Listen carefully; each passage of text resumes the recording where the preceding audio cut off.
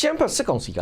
တဝဲစီမံကိန်းကိုရုရှားလက်ထက်အပ်ဖို့အတွက်မြန်မာဂျပန်ထိုင်းနိုင်ငံတို့ပူးပေါင်းဆောင်ရွက်ခဲ့တဲ့အထူးစီးပွားရေးဆောင် SPV ကိုဖျက်သိမ်းဖို့အချမ်ဖတ်ဒုတိယစစ်ကောင်ဆောင်စိုးဝင်းကညွှန်ကြားလိုက်ပြန်တယ်လို့သိရပါတယ်။ဒါကိုတော့ယမန်နေ့ကနေပြည်တော်မှာပြုလုပ်တဲ့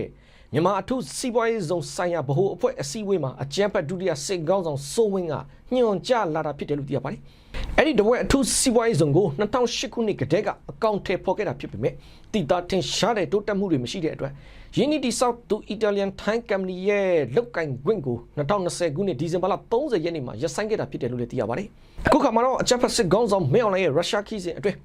အဲ့ဒီတဝဲအထူးစီးပွားရေးဆောင်နဲ့ပတ်သက်တဲ့စီမံကိန်းတွေဖော်ဆောင်မှုဆွေးနွေးခဲ့တာတွေရှိတဲ့အကြောင်းနဲ့